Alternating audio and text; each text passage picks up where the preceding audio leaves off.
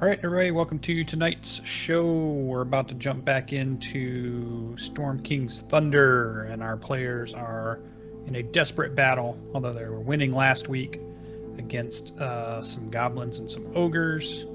But first, we're going to go ahead and typically what we do is our recap. And with our recap, was it PB that was going to do a recap this week? Yes. Or is it me? I think Was PB going to do a recap? thought so. Maybe not. Uh, I might be confusing the campaigns again. Yeah, so just a quick recap in case you missed it, and you can always catch any of the other episodes either through the VODs on the Twitch channel here at Sir Lucian's Twitch channel, or you can catch them out on YouTube also, where I put them up, so you can catch all the back episodes if you wish. For last week, they had woken up, and after talking with some of the mercenaries that had showed up, they decided that they were going to take their training day, and we did another training montage, which allowed our players to get to 3rd level. We had a few interactions with some other NPCs. We had Arrowhome showed back up and interacted with Ian. We had some interactions with the mercenaries and some of our players, and we had the introduction and the true arrival of our bard, Ardreth, who then joined the group and decided to also come along when they went to find the villagers. So after the training montage and getting everybody settled in, everybody got all the equipment that they could use, then set out towards the evening so that they could arrive at this place in the nighttime. Through scouting and searching, they were able to find where the caves were, and through an invisibility spell, our Drow went in and did some scouting of the area, and they came up with a plan to distract the guards and then attack suddenly, which I think worked the way they expected. And then we had the dwarf charge in, and they killed an ogre rather quickly. I'm quite disappointed in that. I hope the other ogre does a little better against you guys. And towards the end, I would say the crowning moment of last week's episode was probably the dwarf being enlarged into ogre size. And now we have a dwoger, or would it be an ograph? I don't know, which one of those. And it is fighting face-to-face, head-to-head with the other ogre, who happens to be female, so we're not sure how that's going to go. That kind of brings us up. I obviously glossed over a bunch of great RP that was going on, and a bunch of other stuff that, like information they found out, and some of the other fun stuff that happened. But that should get you caught up pretty well. Also, what we like to do at the beginning of the episodes is we offer our players a chance to earn inspiration for the session, in case they don't have it. And the way they can do that is they can share a character moment. And typically that character moment is going to be something like they can either do a flashback scene and give us a little bit of insight into their past, or they can phrase it in such a way like it was sitting around a campfire at some point, or sitting around a dinner or a breakfast, and they tell a story that also gives, a little bit of insight, and allows you as the audience to get to know our players a little bit better. So I'm going to go ahead and turn that over. It looks like Teagraiel showed up, so that's awesome. I hear chat going. I'll get that up, and you guys will be able to read that as we go. Yep. Okay, good. And I will hand it over to MC Kerrnel, which is playing Jarral, and he is going to give us a scene tonight to earn his inspiration. So I will pass it along. Over to you, sir. Cool. Thank you. So this is a scene where we are at the bar where we normally hang out. I guess to be determined which one that is. So we're just kind of having a chat, and somebody had asked me something. And so Jarral says,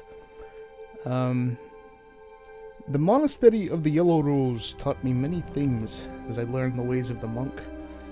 Sure, we learn martial skills, and I point my thumb to Greybeard. For example, I could probably collapse one of his lungs with a jab from my thumb. My eyes twinkle as the dwarf protests indignantly, but the teachings benefit the mind in many more ways. A strong fighting skill, indeed a strong beleg fighting skill, comes from a strong mind and spirit, as such, if not more so, than a strong body. I had an unfortunate youth. Comparatively, I'm still a youth among elves, but it was full of death, hardship, and abuse. I was bitter growing up, but once Gareth Rivertide found me and took me under his wing, he helped guide me. I still needed tutelage, but one event presented the catalyst I needed to understand forgiveness, kindness, and openness that would lead me to one day accepting the teachings of Oji Otosan at the monastery. Gareth's troop was in tense negotiations with some kobolds, trying to get information on the location of some lost ruins in the Underdark. Among them was a Durgar named Alec, whom I instantly hated, as it were Durgar that killed my family. I missed much of the crux of the negotiations, blinded as I was, but at one point Gareth pulled me aside and set me straight. Lad, Jarral, I know this is difficult for you, but you are hurting our position. The Durgar Alec did not kill your family. He took me by the shoulders and gave me a shake. Nothing is gained by harboring this hatred against someone you do not know. Being confrontational against him is a non-starter. We may as well pack up and leave right now. A little goodwill and open-mindedness may be enough to yield us the information we need, and perhaps give us an ally down the road if we were ever to need one. You can't change what has happened, but if we can amicably make a deal with the kobolds and Alec, perhaps it would give you an opportunity to talk to him and give him your story. Perhaps he has one that might surprise you as well. I put aside my anger for the rest of the negotiations, and we were granted passage and a map. Before setting out, Gareth hosted a small feast with the kobold leaders, Alec, myself, and forced the conversation. At first I was angry at this, but it turned out to be a pivotal moment for me. I learned Alec's perspective on us Drow, and he learned my perspective on Durgar from my story. We did not solve anything, but perspective brought me enlightenment, and having an open mind and tolerance, in the least, could help me achieve my personal goals. End scene. Alright, awesome job. I'm just playing around with some of the settings here as OBS decided to crash on me, but give me just a second as I'm working through that. You did earn your inspiration, which was awesome. You'll have that for this evening. Sweet. If you didn't already have it. Nope. And let us move our players back over. Okay, this looks like the stream should be back up. It seems to crash when I start the recording at the same time. Let me move you guys over back to our map. And we'll get the turn order was up, which I think we were at the top of the turn order with Jarral.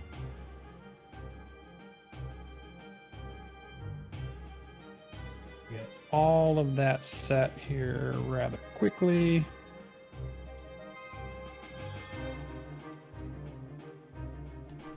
There we go. I can't remember what we were doing. Oh yeah, okay. I think I remember. You did drop out of out chat confirmed, and I had to rehost you, so you're back up now. Okay. I'm gonna try hit record again. I think the problem is when I hit record is when it died out. So I'm hoping that when I hit record, I'm gonna try it one more time, and if not, I don't know what I'll do. Maybe I'll give up and just let it stream. So I'm gonna try to hit record. Hopefully it doesn't shut down again. Oh, so far so good. Yeah, okay. I think we're good now. I don't know what it was. All right. I played with some settings over the weekend to try to play some other games, and now I've switched them back. All right. I think we're good to go. So, top of the order. Jarral, it's going to be your turn, but we're going to start this off after the bellowing rage of both of the ogre and our dwarf, who are in struggling combat. I need Jarral to roll for me a d6. I don't like the sound of that at all. All right. Just one? Yep, just one. Any bonuses? All right, that's the number I needed. Perfect. And all right, so you notice immediately as the battle has started, you hear a noise coming from the cave where you saw the prisoners. Let me get off of the drawing and back to pinging. So over here, you hear a great rushing sound of probably thousands and thousands of beating wings. And as you turn to look over, you can see, using your dark vision, you see basically a host of bats has come up from the center of the room and there's just thousands of them in that room now. They're all agitated from all the noise. All of the prisoners are laying flat on the ground and covering their heads and cowering. And that whole room is completely filled with thousands and thousands of bats. Regular bats, not anything crazy. And they have been disturbed by the fighting. Just to give, let's see. I wonder if I could put a swarm there. Let's see if roll 20 could give me a bat swarm. Oh, that's a different A swarm from the sphincter? It's a bug swarm. No, I don't see anything good. All right, so also, just for a recap of those of you that are watching, and I don't know if I ever really gave a full description. I think we did in the very beginning, but let's give another description of this room we're in, just so we remind ourselves of the terrain that we're in at the moment. Let me open up my other piece here. Here it goes. Okay, so remember that now you hear this, and everybody else can probably hear that noise of the bats, the fluttering, the high-pitched noises that they make, maybe even people whimpering. They're trying not to make noise, but over the sound of the bats. You also hear the incessant dripping of water as you were in this cave. We hear now the bellowing of the ogre. We hear the harsh goblin language as the goblins are speaking to each other. And they realize they're under attack, and they're yelling out, "Attack! Attack!" And in this main cavern, it's basically a large underground cavern, and there are many stalactites and stalagmites all over this room, especially in the center area, and they can range anywhere from, probably 2-3 feet to maybe all the way up to about 6 feet. The ceiling is about 20 feet high once you get into the room. Some of our players are still at the entrance part of the room. There are ledges that are around the edges, and that's where the goblins were sitting up on, and those are 10 feet up to those ledges. And you can see several entrances out of this corridor. You see a mud bath where one of the dead ogres is in now. Pull this out so our audience can look at the map. So we have a mud bath that one of our ogres has died. Several other entrances. There seems to be a water pool up in the north part of the cave, and Jarral was able to just barely see something that's in the north that looks maybe like a cliff or a crevasse or something with the entrance that's up there. So that's kind of where we're at. We're in the middle of battle. We've already gone through a couple of turns in the round. I'm going to go ahead and open it up. So Jarral, you are up with the initiative order of 13. It's all yours.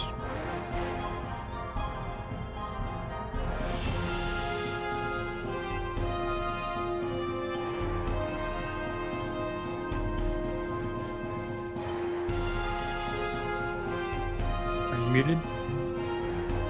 Certainly am. Okay, Right. so You can't do any of those things you said then. yeah. I was just wondering if I could use a cantrip as a bonus, but it can't. It says one action. Yeah, the spell will tell you. Yep. All right.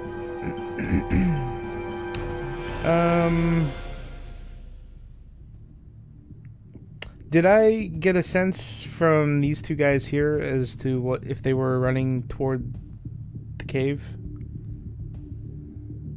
No, they were firing arrows at our barbarian dwarf. Because I know this And guy they were also came from yelling. here, right? Yeah, they were also yelling, and he was moving away. He didn't want to be too close to them. And they are yelling at the top of their lungs. Does anybody speak Goblin? As a matter of fact, I do. Oh. All right. Yeah, you hear them yelling. Let me find it again. Briark. Which doesn't do me any good, but they're yelling at. yeah. Awesome. No, you said you spoke Goblin. I do. But what it means is attack. So it's their kind of warning symbol that they're being under attack. So it's the Okay. word for attack. And Gotcha. they're yelling it out, Briark, and it's pretty loud. So then they are looking at you now, Jarral, because you have appeared in the middle of the room once the concentration spell dropped of invisibility. So they see you, but you have higher initiative, so you're able to react. Okay. So, would I know if bats are blind?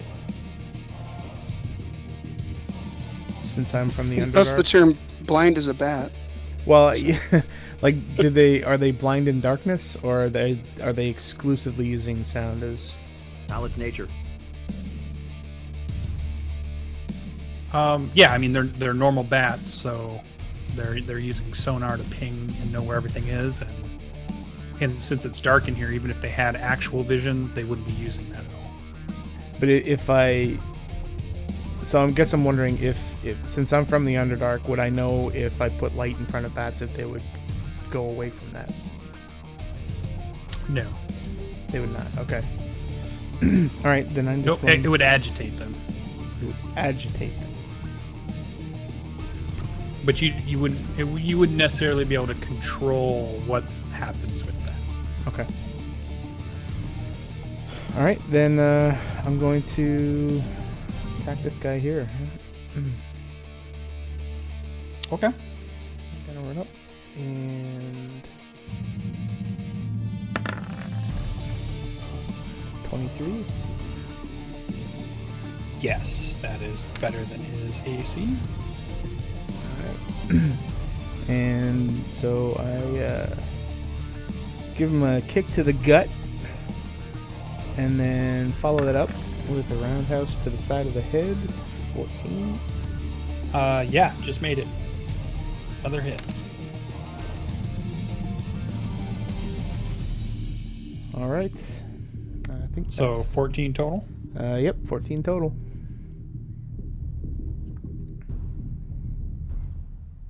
And that is my turn. Yeah, actually, yeah, he goes down with the first hit. So you kick a dead body as you're going. into the I didn't know second he was hit down there. after the first one. Yeah, I'm looking at. Yep, yeah, it's actually enough to knock him unconscious. All right, then I'll try and go for the second guy then with the second attack. Okay.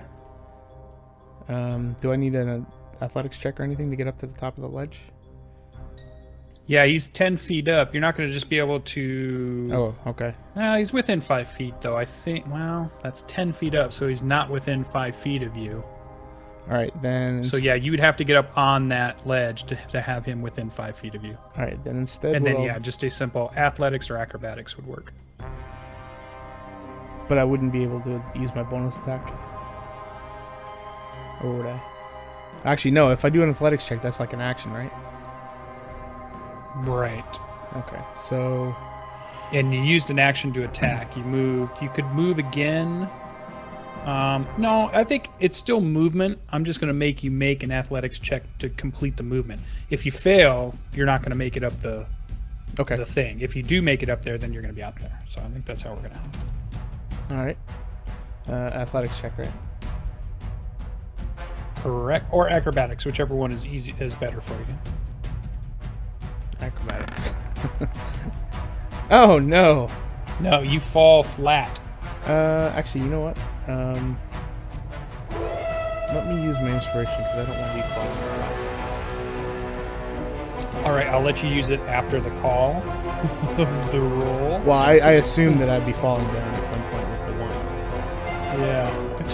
Yeah, but I'm saying you have to declare if you're going to use your. But I'll let that. Yeah, you can use it. Inspiration, and then I'm going to say that you can Scrabble up there, but I'm not going to let you use your bonus action. How about that? So you can get up to maybe this square, but okay. you didn't get high enough to get your bonus action. All right. But you are next to him. All right, and yeah, that one's down. I've got him marked. Okay, we ready to move on? I think we're good. No other I'm good. special abilities? No. Okay, so we move on. Next up is our goblins. So, all right, so first off, these guys are in good position, so they're going to move here. No, he's going to stay on the ledge. To here. Taking cover in these stalagmites.